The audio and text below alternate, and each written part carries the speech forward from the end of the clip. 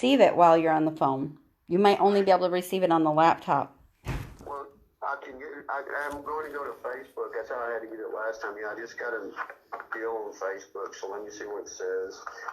Yeah, there. Yeah, okay, there. I just clicked on it. Okay, now I'm live with you on Facebook. Let me see it on the laptop. There, I'm live with you on the phone. I'm going to go to Facebook. I just got a deal on Facebook. Okay. Let me see what it says. But I don't see you. I only see me. Let me see if I can turn my camera on or something. I'm live with you on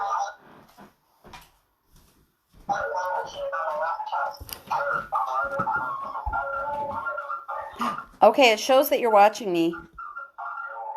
Okay, add. Okay. Saying it's adding you on camera now. It actually gave that option this time.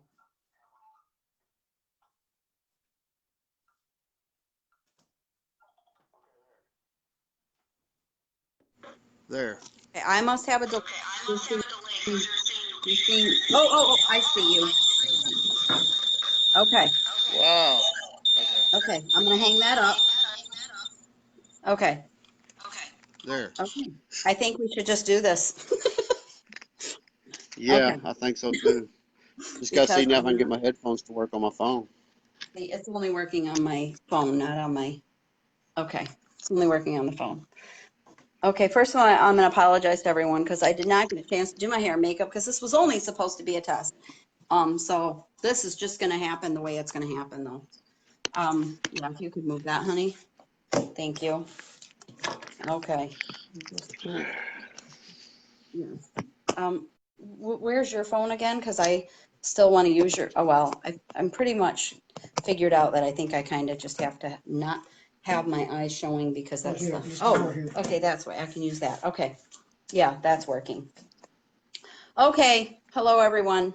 Sorry again for the kinks that we're still working out. We're actually talking about possibly even switching to possibly using YouTube instead of Facebook Live, but that is in the works and it's something we're just discussing.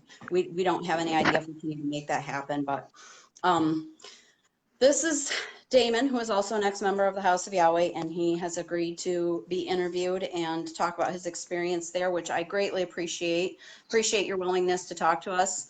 And we know it's not always easy to be open and honest about that kind of stuff. So I appreciate especially you just basically saying you were an open book, because a lot of people don't feel that way, which I totally respect that and get that. A lot of people handle it in a different way. But so I'm going to start by asking you what initially brought you to the House of Yahweh. Well, I was actually brought to the House of Yahweh by another member. My mother became friend. Well, let me back up. My sisters became friend with the members, Cecilia and Max Bucci, and my sisters was friend with Tanya and the girls. So they started talking about it, wanting to go to school with the girls at the House of Yahweh. My mother started talking to the parents, Max and Cecilia, and Mom decided to go one weekend, and next thing I know, we were all involved, whether we wanted to or not. Okay. And how old were you at that time? I was 15 or 16. We were still kind of young. I was fixing to graduate high school. I was getting close to that time. I was already looking to go into the military. In fact, I did join the military, but due to the House of Yahweh, I got out of it, and so I was 15, 16, 17, somewhere in that age. So that's a good 20, 30 years ago, if Yeah, not I was more. I'm not 15 going to tell when I my joined age. too, actually. So, and what were your first impressions of the House of Yahweh when you went? Well, at first, to me, it just seemed quote unquote like any other church. It was only after we started going regularly, the Saturday part kind of threw me off, and then I was suddenly told what I could wear, what I couldn't wear, how I could dress, how I had to act, and that was the first thing that started really, I don't want to say making me rebel, but it was the first thing that really started making me question things. But the fact that I lived with my mother and still lived at home, it was you'll go and do what I say, or you move out on your own and figure things out because you'll get no help from me. Right. So, there was questions almost from the beginning. For me anyway, there was a lot of things going against my beliefs. My grandparents taught me at an early age. I was born and bred a Baptist from an early age, so I had a Mm. lot of questions about the things, like I said, the Saturday, the name Yahweh, not using J names, no gods, holidays were bad, birthdays weren't celebrated. That was all pretty much from day one, and it was a lot of things I wasn't, especially brand new coming in being thrown at you. It was kind of hard to take all at once. Yeah, especially for a teenager who's already trying to figure out who they are. Right. Um, and so how long ultimately did you end up staying? Man, like I said, we started when it was still over on TNP Lane. There was maybe 20 Yeah. families there. And Wow. when I left, it was 98 or 99. It was right after I got married to my first wife, Corinda. She was a member as well, and we had two children. So, well, she was pregnant with the first one shortly, either around the time we left or shortly after. So, yeah, it was around 94, 95, somewhere in there. So I stayed for a good, gosh, 6, 7, 8 years. I was everywhere from TMP Lane out to the 44. I was there the first feast you guys came to. I remember that. That was a big deal. Everybody Yeah. talking about the Wisconsin group coming in and the Michigan group. I remember everything. It was just so overwhelming when we moved out to the 44. It was just crazy. But It yeah, I was was. there for It a long time. actually, I just posted pictures from when we were originally on the TMP lane, and that's another thing that I'm going to, that we just discussed this. Autumn and I are starting a list of terminology, and we're going to do a whole episode, just her and I, on some of the terminology, because we figured out from our husbands telling us that when we're talking to people that are ex-members, that they know all this terminology and we talk like we know what we're talking about, but because we're also trying to reach an audience of people who don't know hardly anything about the House of Yahweh or the cult. They don't know what the 44 acres are. They don't know what TMP lane means. They don't know what any of these things are. So Right. it's certainly going to be something that we need to explain to people who have no clue what any of that is. Well, So, TNP and Lane we'll get there. was originally a street there. And, well, I'll start it a little bit while we're Yeah, go talking, if ahead. that's okay. Oh, certainly, you can go ahead. Um, TMP Lane was originally just a street name there in Abilene where the church, quote unquote, House of Yahweh, whatever you want to call it, um, started. When we started there, it was one room. There was, Israel would get up and speak every Saturday. We had a few members. I think, like I said, there was maybe 10 families there at the most at that time.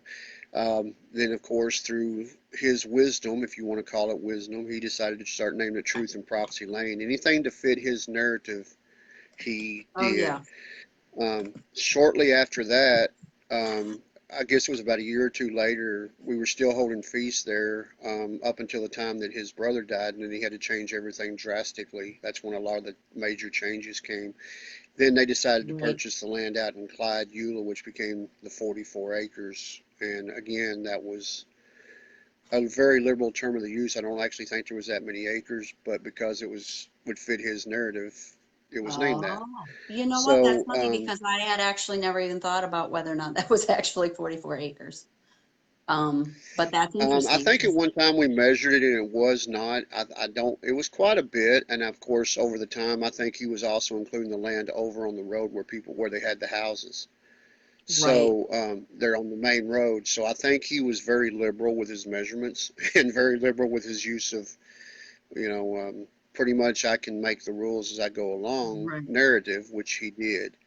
I'm right, sure you're aware as well as I am from being there, and that there right. was several times that when the prophecy wasn't going his way due to the news or the status of what was going on in the world, suddenly, oh, I made a mistake. I've done researching. Found new evidence. We need to change this prophecy to that. I mean, what was there? One version of the Holy Bible for thousands of years that man lives by, but there's what, 10 or 15 versions of the book of Yahweh. Every time one prophecy or one Right. thing don't fit, he's got to change it to fit his narrative. Oh yeah, So, exactly. No. And having said that, I'm gonna just regress here a little bit about you saying he was very liberal with that. That he was he jumped from being very liberal to being very conservative, and it was basically all at his whim. Whenever it suited him or was more convenient for him, oh, that's exactly. the I way mean, he would go. exactly. Everything that Israel, I still want to call him Bill because, that's what I know him as. But anyway, the overseer who, he decided that whatever was going on, as long as it benefited him, he was going to make it fit what he wanted. I mean, um, Right. he would start seeing these, and don't kid yourself. And I hope, and anybody listening, anybody that's still in the House of Yahweh, I don't really care if they're watching or not. But um, like I said, being there from almost the beginning or shortly after the beginning, I saw a lot of stuff that, no offense, Melody, that you probably didn't see, even though you were, married into the family before Oh you yeah, got and you there. know what? I actually, that's one of the things I was going to talk to you about is because, and this is going to be another term that we're going to need to explain because that was one of the things I wrote down. I wanted to ask you about some of the things that you saw um, that may have been different from the average member based on the fact that you were in the Shamarim. And I know that that is basically, for those who don't know, it was like the security guards of the organization, and they were the people that basically were watching over kind of what everyone was doing, keeping track of who was on the grounds or who was what and doing what where, and maybe doing other things that we are completely unaware of. But that was one of the things I wanted to ask you is what kind of things did you see and hear that maybe we don't know anything about based on your position in the House of Yahweh. Well, when we first started out, it was basically for the fact of just keeping, at the time being on TMP Lane, we did have a lot of vandalism. Um, a lot of people didn't understand what the House of Yahweh was. Of course, others knew it, thought it was a cult, but there was a lot of vandalism, a lot of people coming on the grounds during feasts, causing problems. That was the whole. When everything first started, it was for a very pure, logical reason.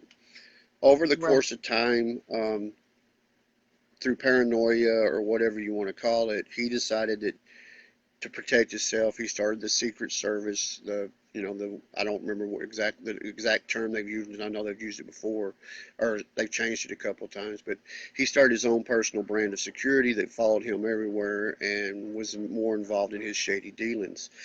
Some of the things that I witnessed personally, that that didn't make a lot of sense is I do know that he was very strict on his children. Um, I've heard several stories about different things. I've heard, I've stood outside doors and heard a lot of heated arguments over things, especially when some people was calling him out on some of the things he was doing. Then people was asked to leave and just left in the middle of the night and stuff. Um, as far as anything illegal, I can't say I personally witnessed anything like that. I Right. do know though that through different things I heard and witnessed, we went from something pure and innocent and something that I really thought at the time was going to be something worth believing in to basically just somebody way to fulfill their own needs, and become rich while everybody around them got poor.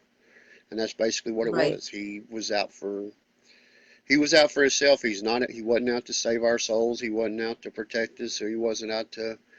Once he figured out that there was money to be made, all the stuff that made it worthwhile, um, kind of went away.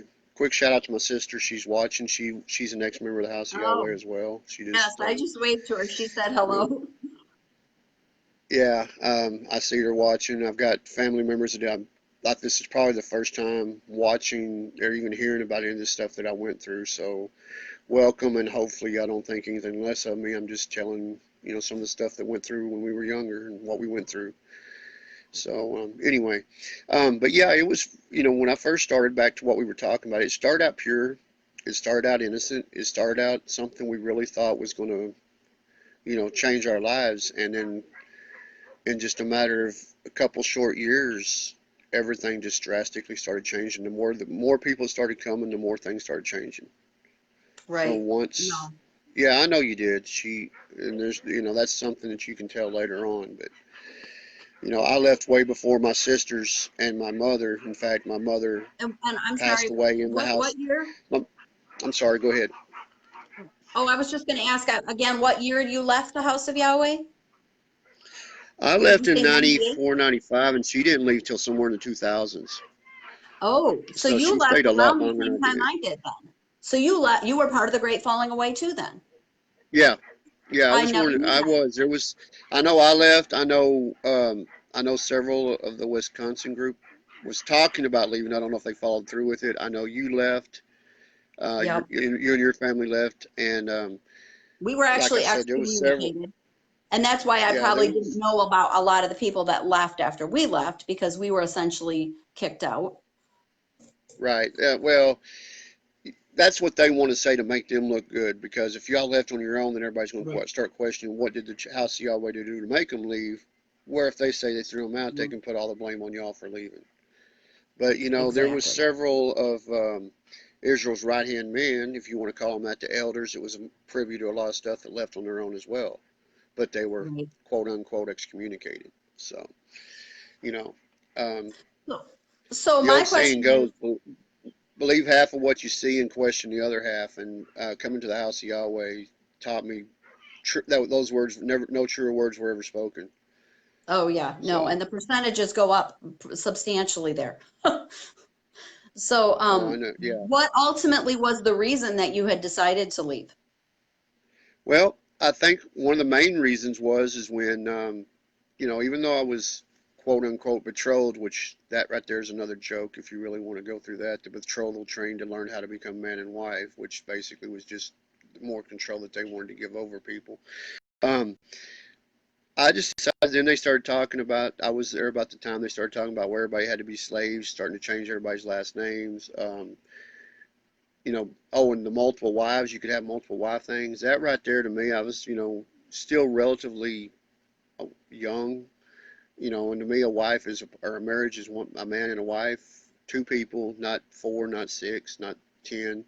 And hell, it's hard enough to keep one marriage going, let alone two or three at the same time. To me, it was just a free reign, excuse me, to give the men an excuse to cheat. Right, The marriages aren't even valid, so basically it's just, it's cheating, plain and right, simple. It's right. turned into a sex cult, in my opinion, from what I've Absolutely, read, from I what I've agree. heard, and it's all about sex and money. Yep. It's certainly, and like you said, that we saw the progression. I think people that did start going when it was still on TMP Lane, I think that a lot of the changes started when we moved over to the bigger sanctuary on the 44 acres. But It, I think it really went off track when Kay and Israel divorced because I well, think, in my opinion, I think Kay would rein in some of his crazy thoughts the way that no one else has been able to. And when she was not there to rein in some of those crazy whims, and everybody else just treated him like everything he said was gold and never questioned him, she would question him and try to bring him back to more of a even keeled sanity. if you don't mind, I want to regress just a little bit. I agree with everything that you're saying there, but I have a difference of opinion when things started kind of going off track. Because I remember, and I don't remember if you were there or not. It was still on TMP Lane. The this is some more that I might have had inside that you may not have known about because we were instructed that this Okay. might happen. Um, the day that the second witness, Jacob, Israel's brother, Oh yeah. passed away, Israel before that we had a feast during that time. I don't know if you were there or not. I don't remember. We were under the big tent there at the parking lot of TMP Lane. Before the feast for 3 days, Israel went down to Odessa to try to raise his brother because he could Yes. not. He just knew that this was going to throw a wrench in everything he had worked so hard for. But when Yep. he come back, we had a meeting, all the security and all the elders and deacons, or the deacons were kind of left out. That he was fixing to change the doctrine. He was fixing to change the prophecy He was fixing to change the book of Revelations and the book of Yahweh. And Yep. for us to be on extra, we wasn't going to be in uniform, but we were to be watching, and we were supposed to be on extra alert because they were afraid that everybody would either riot or there would be an attempt made on his life because he was Mm. about to change it. And at that point on, when he did that, and pretty much everybody fell in line, there was a few that fell away, but once everybody kind of fell in line, that's when he went full bore on changing everything. Actually, I'm really It was glad you actually pointed the it out death of his because brother. I do remember that, and I was there for that. And I remember my dad, that was when my dad actually stopped believing and had said some things to my mom and my sister and I about how I'm not really sure this is the right place anymore because some of the prophecies that he's talked about are not actually even going to be able to come to pass now with the death of his brother. And we actually were trying, because by then we were so indoctrinated, my mom and my sister and myself, that we were trying to talk him into believing. And he was basically, he had realized he needed to do more research, and he had to do some footwork to prove the House of Yahweh wrong, because now we were so brainwashed that we were going to believe whatever they said, and whatever doctrine they changed, we were just going to go along with it at that point. And see, I'm glad you brought that up because, you know, your story resonates with me on a very, very high level because of all the people there, and I don't know how, when, or where it happened, but it seemed like to me that when all these changes, and basically with all the family members, all the families, period, it seemed like to me it was always the women that was always seemed like they were, quote unquote, and using your terms, brainwashed, where the men were always kind of real questioning to me. And I never really thought about that until the multiple marriage thing came up, because that's whenever the men were starting to question or whatever, if you've noticed, then they would either excommunicate the man or the man would leave. And after so many months or years, if the women stayed, then the man was dead and they were free to remarry or free to whatever with anybody else that could take care of them, because they were, you know, obviously not working in the world, because they tried to keep the women close and giving them jobs in there that kept them so poor they had to rely on somebody else. So again, if there was somebody, you know, that one of the elders had their eye on, then they were going to make it so hard that the guy would leave, and then eventually he would be able to get that woman. And I know for a fact that happened on several occasions. And I know for a fact they were targeting girls as young as 12 and 13, that they were telling people that, you know, they're off limits, you know, and there was younger, you know, even people their own age, they're off limits, you can't have them, blah, blah, blah. Right. And They're already that was, promised to an elder, or yeah. yeah, I mean, elders were picking out girls as young as 12 and 13 and telling people that, you know, and making arrangements with the parents. And, but again, it was mostly the single mothers.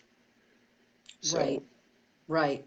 you And this, know, um, but I'm yeah, going to and I share know something with you more. real quick. You know, my Okay, sister may or may not remember this. I don't know if she's still watching.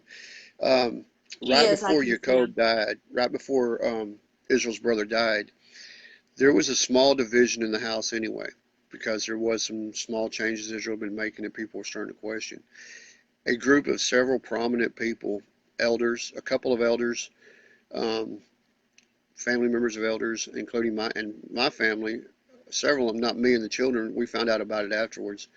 But a lot of them took a trip to Odessa to services down there and was thinking about splitting and going to Odessa, because Jacob was teaching something totally different, but it was more in line to what we had started out believing before Israel started changing everything to his belief. Jacob Right, was still sticking pretty much to the scriptures, and still he wasn't as far, he hadn't lost his mind yet like Israel does. That's what I referred to it. I'm not that Israel just lost his mind and went power hungry. Jacob was still teaching everything pretty much according to the Bible and everything. right. So, you know, I don't know if any ex-member remembers that or was involved in that. If, you know, but I remember my mother telling me that, you know, because one Saturday we didn't go to services, and because they had they said we were going on, they had something they had to do. And later on, they told us to tell. I went down there. We was fixing to go down there, but it was when then Jacob died, and you know everything kind of fell apart. Right. So, I actually and do then kind of remember hearing that, and I actually had heard it so far through the grapevine, or had gotten any names of anybody in particular who had actually gone to Odessa to you're see one of freezing, their, or Melody. to There attend you one go. of their services. Right. So, yeah, But I never knew any names. So are but you saying your then, family was one of the families that went there to experience a service in the Odessa yes, House of Yahweh? yes. Oh, okay. My mother, stepfather, and I want to say, and I could be wrong about this one, but I think my brother-in-law went as well. I know that I didn't go. I don't think my sister. I don't think she She said went. she I don't think remembers. my other. It was just the. I think it was just the deacons and deaconesses was basically the ones who went, because that was another way Israel had have power over people. If they were fixing to question, if they were having questions, or they were talking about leaving, or if there was any kind of consent, he would throw through the casting of lots, which was basically, I think, just his way of saying who he wanted, because he controlled Yeah, those. Um, he would make you an officer, a right. deacon, a deaconess, an elder, and at that point you'd feel obligated to stay because, oh, I'm doing something right. Maybe I don't need to be believing. If Yahweh chose me for this office, I need to, maybe I am doing what I need to do, and He is right all along. Right. And people, I'm not, I can't stress this enough. You don't even see it or know it's coming, but people like that have a way of brainwashing you without you even knowing you're being brainwashed. Trust me. I've Absolutely. seen people that I know have a strong mind that you could not get to move anything, but they get involved after a little bit around somebody like that. They're sheep. That's the only way I can Yeah. describe it. They'll Yes. follow along to anything. They'll follow him. They're going to follow that man off a cliff when it's all said and done. And here's a Oh, little and joke, or it wasn't a joke, but I find it kind of ironic. When we first started having feasts, there was always a rumor that somehow, well, one a rumor, but one of Israel's heroes, I guess you could say, because he had a bunch of different people, influencers that he liked, that he would base his religion off of, was Jim Jones, the guy that had the Jonestown massacre. And for the right. longest time at the feast, when it was always the pretty much everybody bring their stuff, they'd always bring Kool-Aid. And it just always struck me as funny that people were drinking the Kool-Aid. And it's such a fitting metaphor because that's what it is people are drinking the Kool-Aid and believing everything he says. And, you know, Wow. There's a the, lot of irony to that. I there don't is. actually remember the Kool-Aid. I don't know if that was before I came or if I just don't remember it or if I never Any of the saw it. old Maybe I was timers, there. any of the old timers from TMP Lane will tell you every feast there was Kool-Aid, grape Kool-Aid and cherry Kool-Aid. And that was, Wow. yeah, I was like, why are we having Kool-Aid? Yeah, that was very, very to me ironic. And when Waco happened, that was another great tragedy because David Koresh was a great man. In fact, Israel had been talking to him by phone before all that happened. Warren Jeffs, I still say that's where he got the idea for the polygamy and the child and the marrying the children as young as they were, because he had all these influences and he talked to these different religious leaders that was on the quote unquote fringe religion. Um, you Oh, know, absolutely. And I uh, do think that he picked and choose he would pick and choose from all these religions. Oh, I kind of like, the polygamy out of this one, and I kind of like the clean and unclean laws out of the Jewish religion, but I kind of like the idea of having a Messiah, so I'm going to pull that from Christianity. I think he well, you see, definitely did a lot of that. it's extremely funny you said that because before I left and when I was really questioning things and I was very rebellious and everything, I pointed out one time, I said, y'all know something, if you really look around and look at everything he's doing, none of this is original. Other than the name of Yahweh, everything he's doing is based on other religions. You got the Talit and Kippah, which Jewish people wear, Yep. plus the laws, the clean and unclean. The the Book of Yahweh is basically the Quran, like the Muslim people says, because it's his laws, it's his rules, and that's what the Right. Quran is. Um, the Catholic deal was the Feast of Unleavened Bread. Yes, it was a feast, but the Catholics still do that every Sunday for sacrament when they drink the wine and Right. eat the cracker. So even though Yep. he was condemning all these religions, it didn't bother him to borrow from it and make his religion work. And Right, to me, exactly. that was Basically, just to only only take the pieces he liked out of each one Right, and and that's create his why it's own. so hard now. I'll admit it's been 30 years at least since I was in the House of Yahweh. And even to this day, when I go to church, there's certain words and certain phrases I hear from churches that trigger all that, and it's hard for me to Yep. believe in any Yep. church I'm because the of same way. he borrowed from so much. And like when they start talking about, oh, we're the only church to get you to heaven during the resurrection and the hundred, during, I'm like, wait a minute, that's the same crap he said. Yep. So what makes you different from this church across the street? Because they're saying they're the only church to get you there. So, Yeah. it's like, you know, No, I've had the same it not only experience. ruins your life and your future, but it also ruins your spiritual life because until you can overcome everything, all that, it's hard for you to get back into religion and believe anything. You know, Exactly. like I said, I was raised a Baptist, and I never missed a church. I did scriptures. I was in choir. I did everything that had to do with church. And then after the House of Yahweh, I step into a church and I start cringing. I start getting nervous. It just, and then, like I Yeah. said, certain trigger words. It's almost like PTSD. Oh, You just, absolutely. And I agree with you 100% because I have not been able to go into a church and feel comfortable since leaving because it's almost like I liken it to being spiritually raped, which sounds yes, horrible, but it really does make you feel that way because or like very similar to being in an abusive relationship to where when you come out, you're so traumatized by it that it's almost like you go into every other relationship with this baggage to where you've kind of got your hands up and you're like, wait a minute, I'm not going to trust anything you say right off the bat. I've already got my guard up because I have severe trust issues based on my past experiences, which may have nothing to do with the organization you're dealing with. They may be a perfectly legitimate organization, but it's very hard for any of us or most of us to really let down our guard and fully believe that, fully accept that, and really feel like we belong anywhere again. it really is. And, it's even worse, I guess. I can't say I was in there as long as some people. I'm not even going to try to because I know after I left, I know it continued to get even worse than when I was there.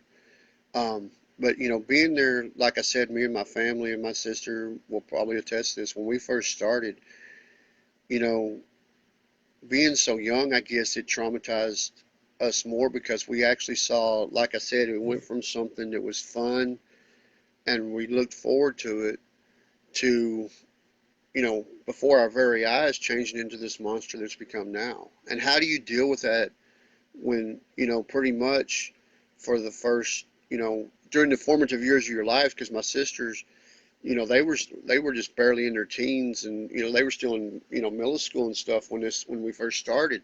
So they had their whole life ahead of them, and now pretty much my nieces and nephews that was born in the House of Yahweh, they're just a couple of them have left, and they're starting to find out how hard it is out in the real world because it's nothing like what it is in the House of Yahweh. And No. people don't realize that once you go out, it's like going from Afghanistan, like the soldiers coming from Afghanistan back to America. It's the same Right? way. You've dealt with all that trauma, all that negativity, all that horror, and now all of a sudden you have all this stuff opened up to you. You don't know how to act. You don't know how to do it No. because the first time you go out and go to a restaurant, because you know how the House of Yahweh was, you can't eat at restaurants that are unclean. Right. Well, the first time you go out after you leave, it's like you feel like you're breaking all these laws and you're like, looking around waiting for an elder to come up and admonish you. You know, Yep. it's just, for the first 2 or 3 years, you're just constantly looking over your shoulder to see who's going to be behind you because you're doing something wrong. That's not with the laws of Yahweh or the laws of Yep. Bill, whatever you Oh, want, yeah. however you No, want to word it. I can totally relate to that. I had an experience to where I my first job that I got after leaving was working at Burger King. My sister had helped me get the job, and the first day I was scheduled to work on a Saturday, the Sabbath, I had a complete mental breakdown, a complete panic attack.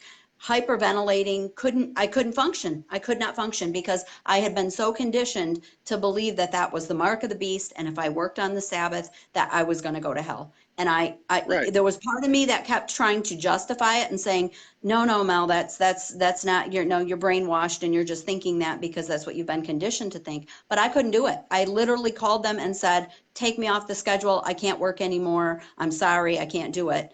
And I lasted, I think I lasted 4 days or something there because I could not bring myself to work on a Saturday because I had been so conditioned to believe that I would burn in hell if I did. And see, that's one of the things, that people really don't understand. I've talked to people before, most of them will say, I'll tell them, yeah, I was in a cult. Well, what cult was you in? I'll tell them the name and just kind of tell them a little bit of stuff. And people don't understand when they hear some of the stuff we went through. It's like, well, why'd you do that? Why'd you have, it's not that we wanted to do it. Right. Um, How difficult is it to preach any kind of religion to your own kids after being through that? How do you explain it? Oh, Steph, that's a hard question. Um, I struggled a lot with my kids religiously, personally, because, um, because I was scared to teach them something that was wrong. And I had believed arrogantly that I knew all the answers at one point in time. And so for me personally, I, I refused to bring them to a church because I didn't believe in like Catholicism and I couldn't find a church I felt comfortable in, but I didn't teach them House of Yahweh teachings either. I think I ended up doing kind of a combination of really just telling them and encouraging them to do their own studying, to read the Bible, to find their own way in some way. I didn't really give them a good foundation, and I'll be honest about that because I think I didn't know how, because honestly I didn't have a good one myself. How would you answer that question for you, for your kids, Damon? well, I agree with you quite a bit on everything you said. For me, luckily, my daughter, when we left, well, like I said, I left before my children were born, but even as we got older, me and my wife had agreed we both wasn't very religious at that point. We had Mm. talked about going back to church. In fact, we did start going to the church here, in the one I still attend occasionally. And we took our daughter, and at that point in time, we didn't really even mention anything about the cult to our daughter because we wanted her to have a fresh mind on everything. Um, Right. Even though it was hard for us, we tried our best to make everything as normal for her as we could, because she was so young. We didn't want to put our negative impressions onto her being such a young age, like it was forced upon us. Um, Right.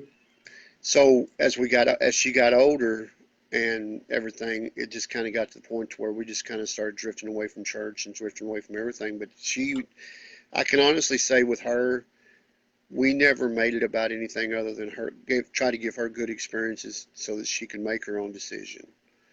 Yeah, and I would So say that's very it similar was to what. kind of it was easier for it was kind of easier for me because, like I said, we left before my daughter was born. Unfortunately for you, Mel, you was in a very difficult situation. Number one, you was married to the elder's son. So Right. two, you was pregnant and had your child while you were still in the house of Yahweh. So you had all that Mhm. to deal with as well. So I can't actually say I've had the same experience as you. Yours was a whole lot harder road to hoe than mine was, when it comes to the religion with my children. So I'm not sure how long you stayed after your son was born, but He was like I less said, than a ours year old. He was, doesn't remember any of it. He has no memory. well, that's good because Yeah. that's like I said, I have nieces that was pretty much raised in the house. Yeah, I was born and raised in. And my sister might know because she's closer to her than I am because they live there in Abilene still. She just got married a year or two ago, and I don't know if they're still in the house of Yahweh or not. But she's working in the world and she's finding out how hard it is, and trying to wish her happy birthday and stuff. And it's just all foreign to her, even though she's 20 something years old. Imagine having 20 Right. years of your life living in that place, and all of a sudden you have to make a fresh start. When you have all these freedoms, and I'm not going to say lack of rules, but a whole different set of rules than what you have in the House of Yahweh. So, Right. it's very difficult, and I wouldn't wish it on any child. And I think that was, ultimately one of the main reasons why I did leave. Okay, my niece was excommunicated as well, so Okay. she's out of it.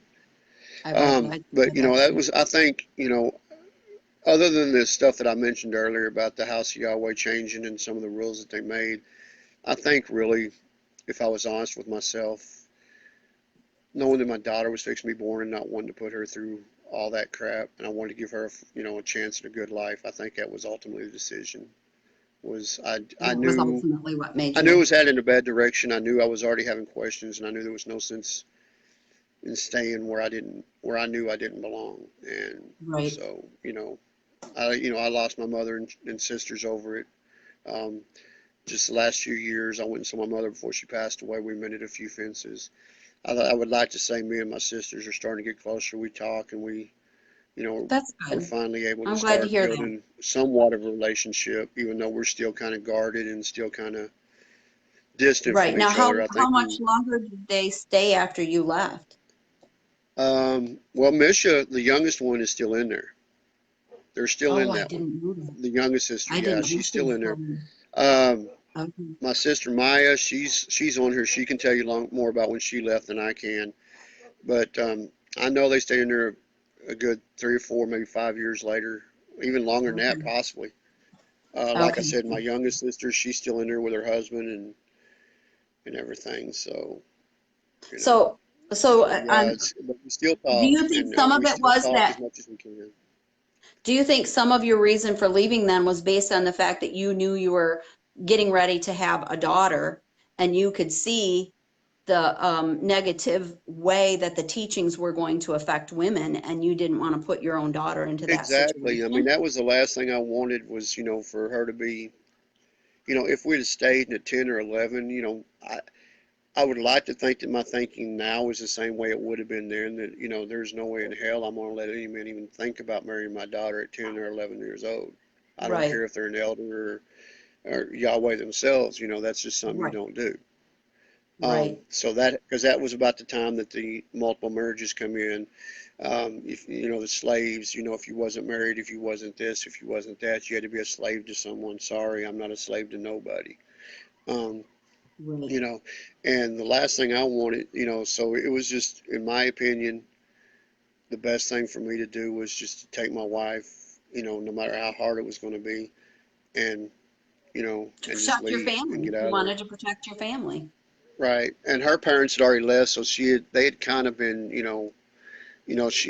when I met my wife, they had moved down from Mississippi, and the first feast, her grandfather, well, Mississippi and Tennessee, they were in Tennessee at the time. Right. When I first met her and her family, they moved down, and her grandfather made Elder the first feast. So, Mm, so that really indoctrinated them into the House of Yahweh very quick, fast, and in a hurry.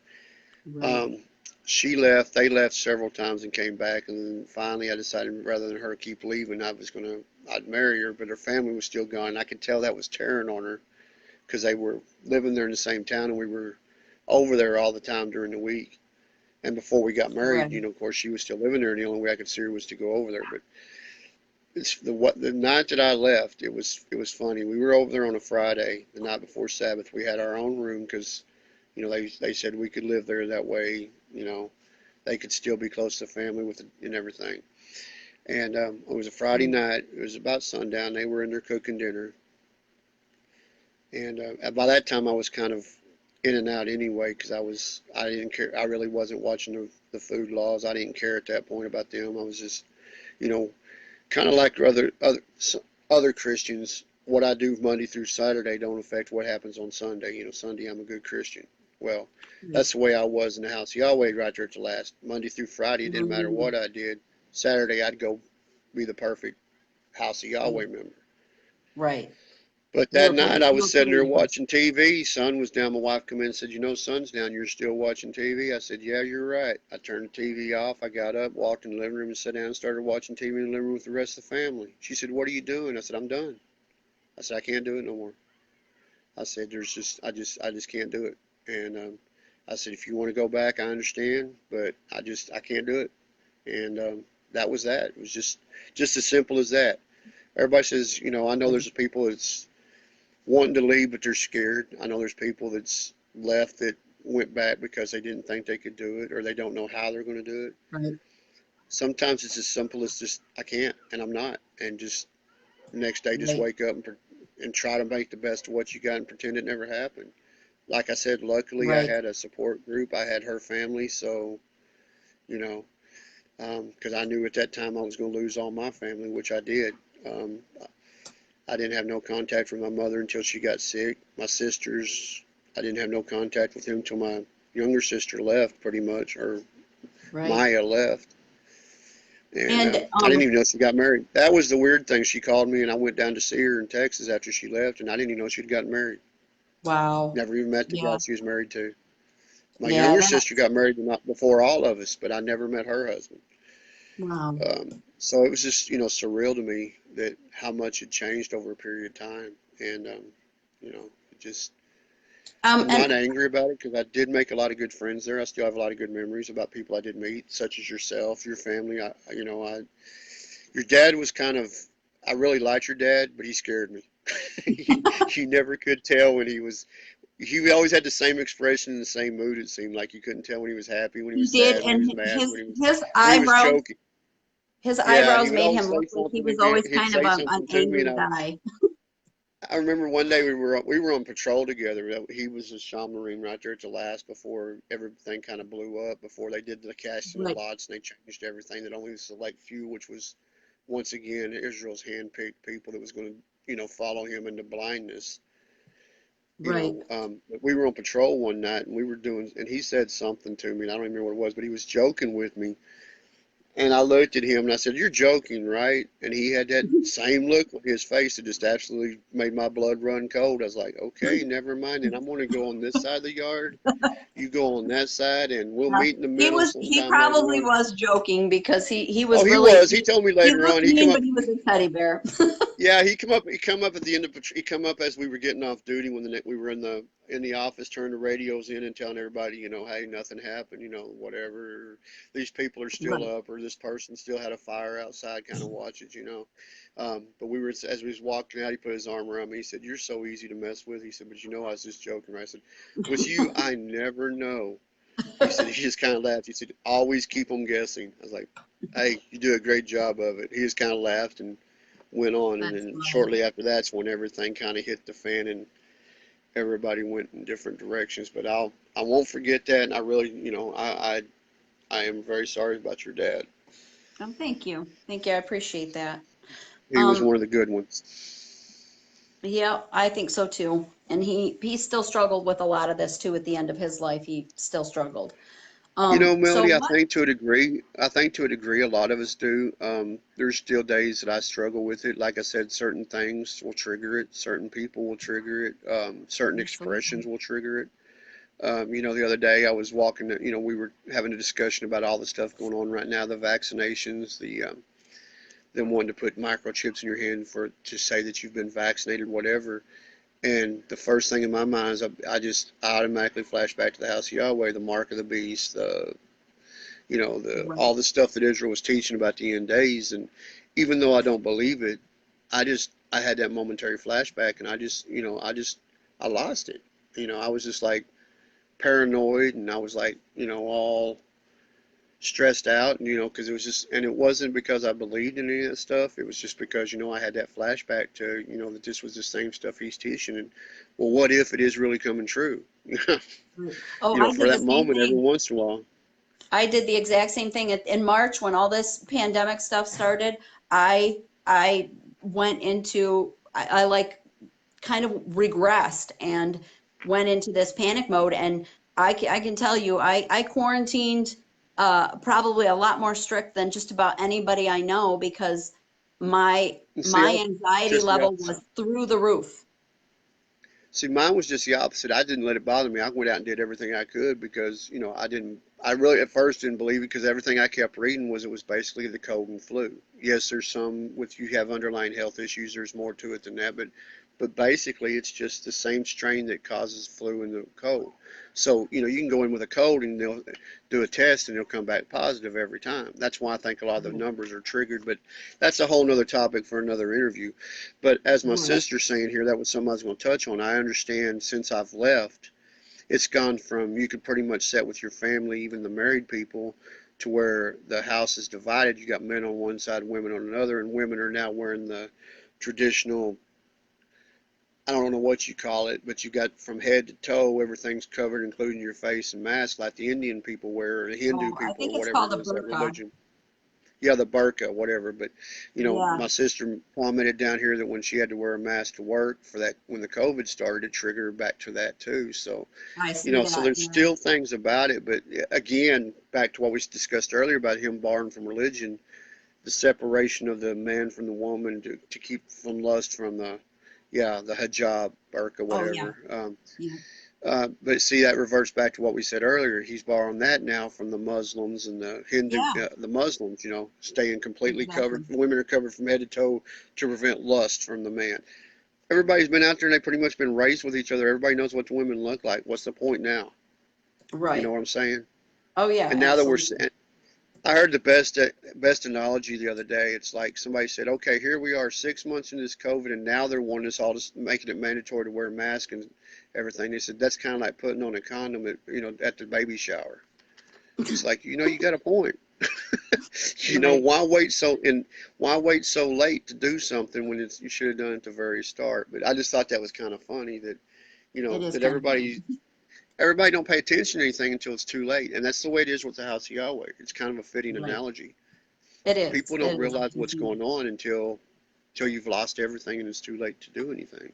Right. Whether it takes somebody dying um, because they won't get medical help, which I can touch some on that because I was around during some of that stuff.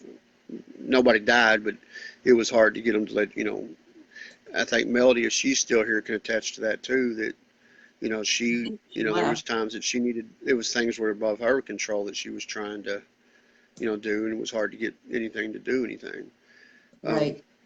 but there was, I really don't know where to go from here. I mean, I'll answer any question you have, but it pretty much, And just to you know, clarify for anybody who knows, there's another Melody that was in the House of Yahweh that was watching live, and he was not talking about me. I'm still here. There's two oh, did Melly, Melodies. you left too? You left too? Oh, I didn't, No, I'm I'm still talking to here. myself. Hey, I'm But used to I that. I just talk thought to that myself that all the might time. But confuse some anyway, people. Um, I only get worried when I so start answering myself. we'll transition now into kind of what's going on current day. I kind of want to touch on what your thoughts or feelings about hearing about them having this vital for life ceremony with eating the pigweeds and crickets or locusts or grasshoppers or whatever insect it is, because I've gotten different versions of what the bug is. I really don't care what the insect is, because I do think the more detrimental thing is the pigweed potentially. But what are your thoughts on that, and how do you think that's going in a dangerous direction, or do you think this is just another mind control whim of his? Well, I pretty much think it's going to go into a very another dangerous direction. When they started all these new quote unquote health regulations and the meat doing their own meats and stuff like that without no government control whatsoever, when they're pretty much trying to get off the grid where they don't answer anybody. When you don't have anybody to protect the people, if you have nobody to answer to, anarchy's going to run wild, and that's Right. pretty much what he wants. I do know, yeah, you got it. Um, I do know of one member I heard of that I was pretty close to that I heard had passed away because when he was diagnosed with cancer, they told him to start doing these colonics with boric acid and stuff like that instead of seeking medical help. So if you're stupid enough to listen to it, which, well, let me rephrase that. You're not stupid because everybody's pretty much Deceived. thinks things through. But if you believe in everything they tell you, and then you get sick or you die from it, you know, you're only hurting yourself. Question things. If Right. I did the same thing at one time, and you may remember this, Melody. when this first all started, Israel was always very, again, it goes back to when I said it was start out the right thing and a good thing. Because when we first all started, even though he taught us to use the book of Yahweh, he encouraged us to study the King James Version, the NIV Bible, other Bibles, even use the Strong's Concordance to look up certain words to get the true meaning, to understand Absolutely, and everything I that he do was remember teaching. that. And it went Shortly from that. after, Go yeah, ahead. You say what you're going to say, they and I'm used to gonna. have classes. Yeah, you're right. They used to have classes to explain everything and make you understand everything. But they, like I said, they used outside sources, so where you knew, okay, what he's saying is true because you could verify it through something else. You wasn't just taking his word for it.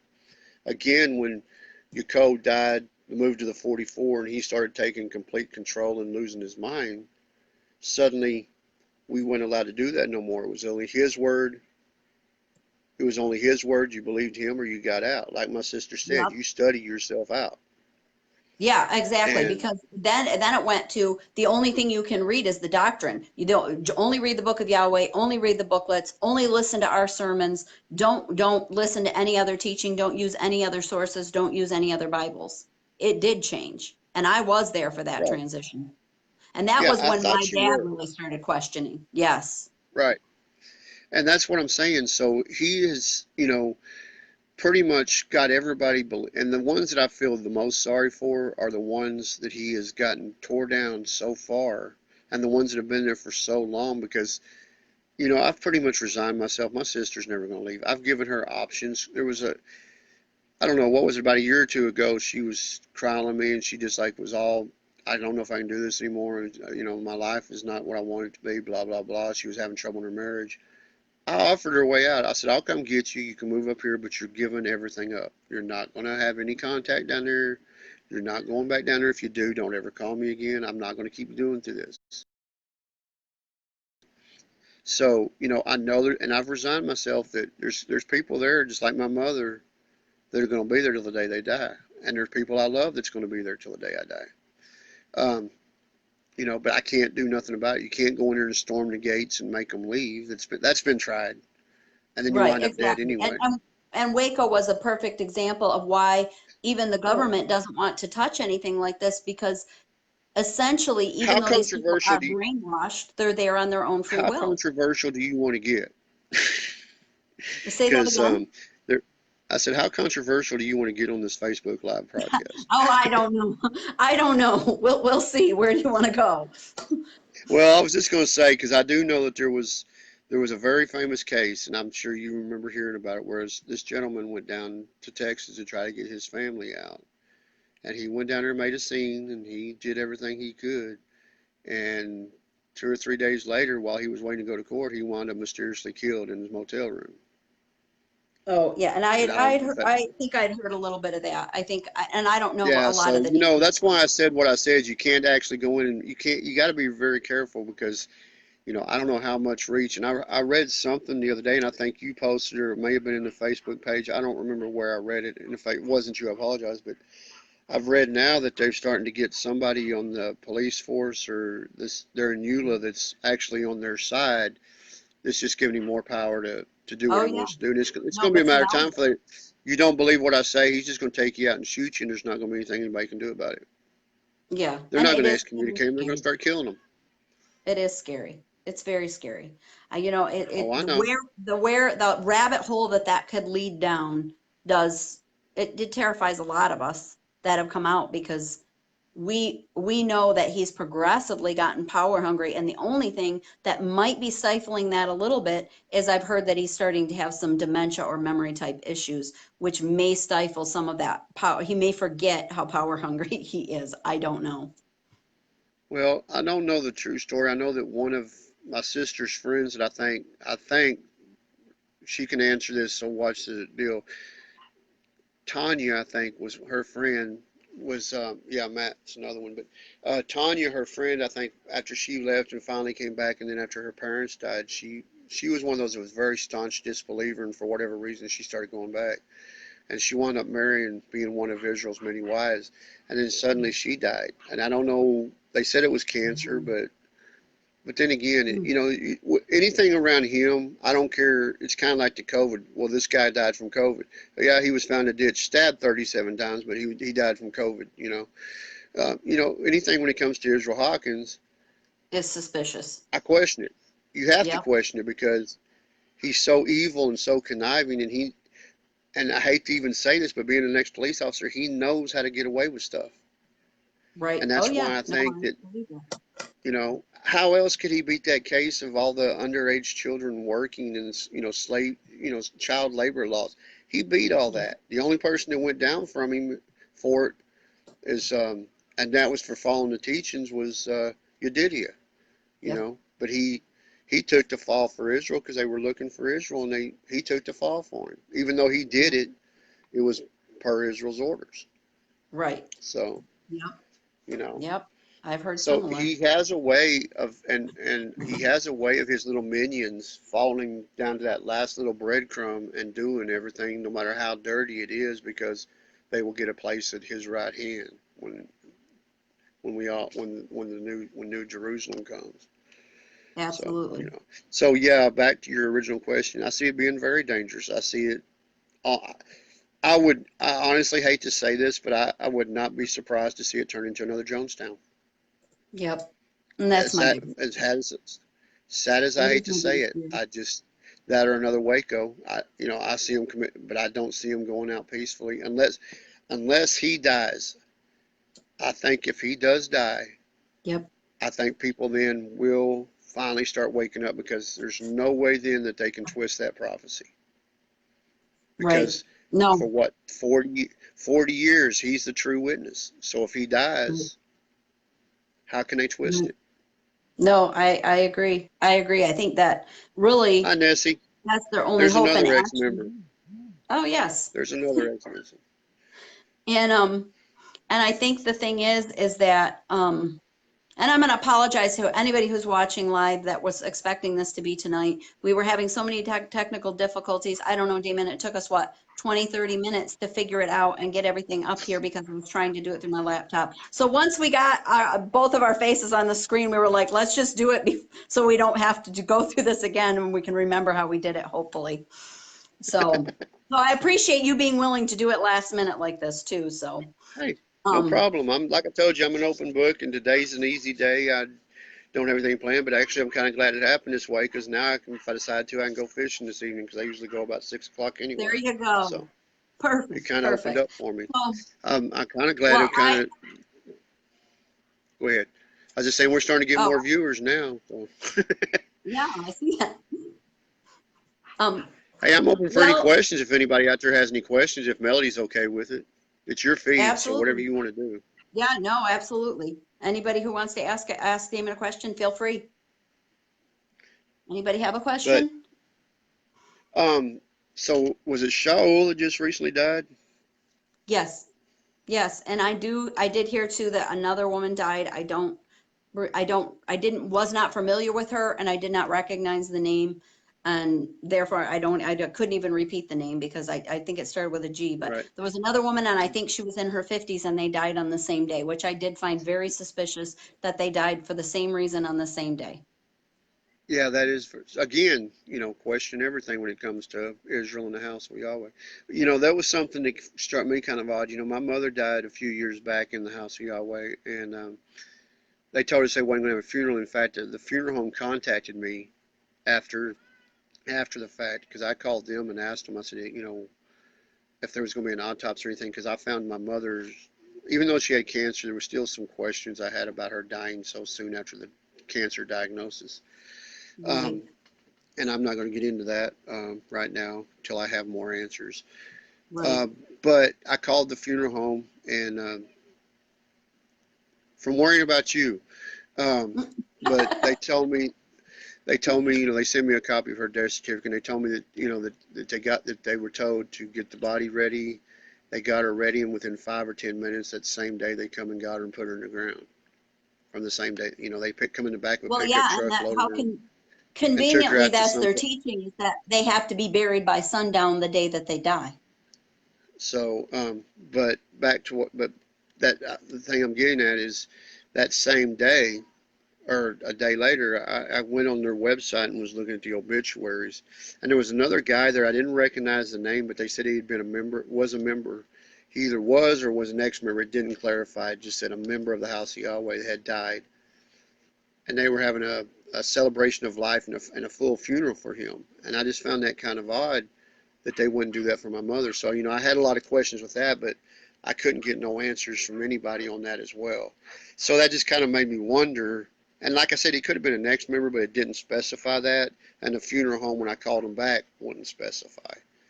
So Well, there I again, would it just makes venture me to kind of wonder speculate that if maybe it just that depends family on the had no person child. you are. If the, you know, maybe it was my mother, the fact that she didn't have no insurance or any kind of burial plans, maybe that's what it was. And this gentleman had a burial policy, so they were able to do the full thing. I don't know. Right. See, Or eight my hours, speculation eight might be hours from that the time she that died till she family. was buried. Oh yeah. So, No, and that yeah, because they like I said, they want you to bury him that same day, which is convenient because it barely leaves time for there to be any type of autopsy or any type of examining of anybody. But well, I I had some would family venture, members.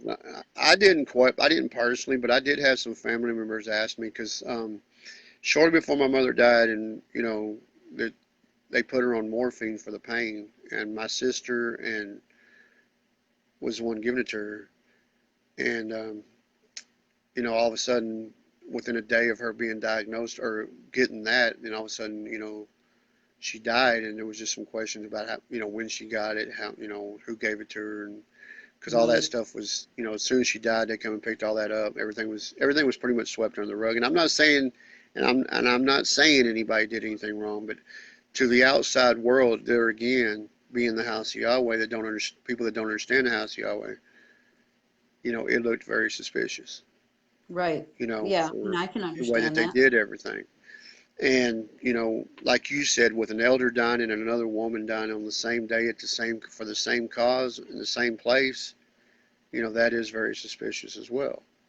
Yeah, to me, Coincidence, to me, maybe. there's suspicion. Suspicious. Yeah, suspicious like hell. Right. Oh, somebody asked something here.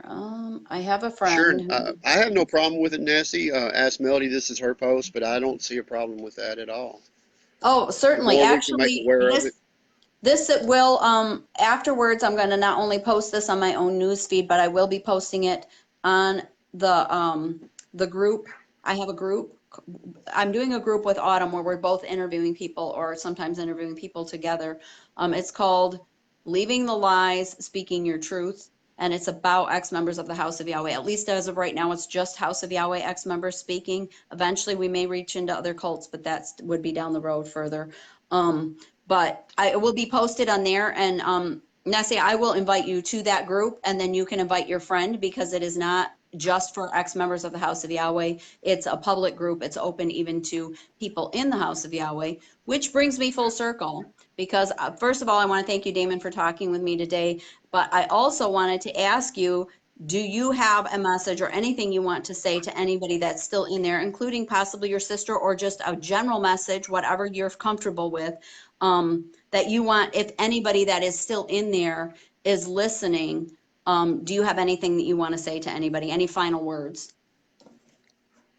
Yeah. Well, first of all, I'd like to say that, you know, stay strong, believe in what you want to believe in, but always question everything. No matter how real it is, no matter how good it seems, there's always an ulterior motive.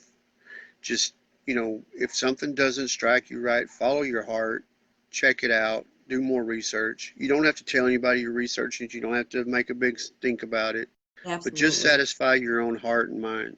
Make sure that what you're doing is what you need to be doing. You know, if you're not happy, it don't matter if all the Kool-Aid in the world is being forged down your neck. You know, religion is not supposed to be a chore. It's supposed to be a joy. It's supposed to bring joy to your heart.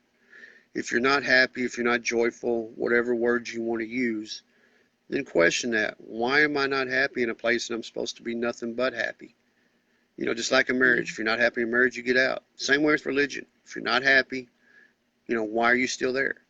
It's going to Yeah. be hard at first, just like anything. Divorce is hard, but people get through it every day. Leaving a cult's going to be hard, but there's people to help you. There's groups like Melody has started that'll whether the people that have been through it that can give you advice, give you a helping hand. Hell, there's probably people that would open up their doors and give you a place to stay if you needed it till you got on your feet. I don't know. I'm just saying.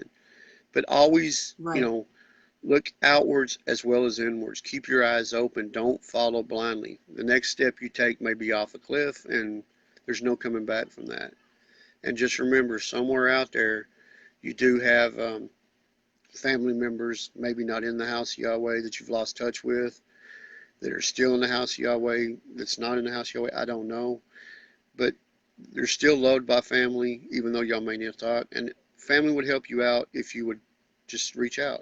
Don't ever be afraid to leave just because you don't think there's nowhere to go. There's always somebody that can help you somehow, some way. Just reach out. But above Absolutely. all, be happy in everything you do and make sure, and just be safe and, you know, just do what you got to do to be safe and be happy. So Okay. that's all Well, I have on that. I think that's a perfect message. I think it's awesome, and I hope that maybe your sister will hear it, and maybe because there are people that I thought would not. Chandra, who spoke yesterday or interviewed yesterday or the day before with Autumn, I mean she was in there for a long time. I'm sure there's a lot of people who thought she would never leave too. So for you, Damon, I'm just going to say don't ever lose hope because there's always that possibility that maybe she'll see this. Maybe she'll see this and she'll see you and maybe it will help be part of the straw that breaks the camel's back and helps to open her eyes because everybody Maybe. has that breaking point. And again, anybody out there that has questions, like I told Melody, I'm an open book. I have no problem talking to anybody. If anybody has questions after this is over, look me up on Facebook, Damon Crawford. I'll be glad to answer any questions. Melody's got, like I said, 3 excellent groups that you can join, and there's plenty of people who'll give you questions. And it's not just about the House of Yahweh. If you've had any experience with any kind of religion, I'm not even going to say cult, any kind of religion that has drubbed you the wrong way, feel free to ask. Melody's a great person to talk to. She can help. If she can't find it, she'll look it up. Ariel has done a great thing. I'm nothing but just a member, but I'll be glad to answer any questions I can if it's okay with Melody. So Oh, I just appreciate that. I think that's awesome. No, we reach out. better. Just again, my message is just reach out. There's somebody. There's always a helping hand, but you've got to reach out. Absolutely. Absolutely. And with that, I'm going to close. And I thank you again so much for your time today, Damon. And I wish Hey, you the best. anytime. If I anytime you wish want to do you it the best again, if you can. fishing.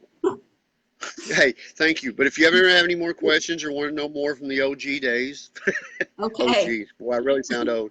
But if there's anything we didn't cover, any more questions you come up with later, hey, I don't mind jumping on here and doing this again for you. If anybody else Awesome. has questions, Awesome. if Ariel You may has be. anything she wants to talk to me about, I'm open to do it again. Just whatever. Just let me Okay. know. Shoot me a Very good. message and I'll free up some time. Okay. And it That was good sounds seeing you wonderful. again, Melody. Yes, you too. You too. Thank you and have a good day. You too. Bye bye. Okay. Bye.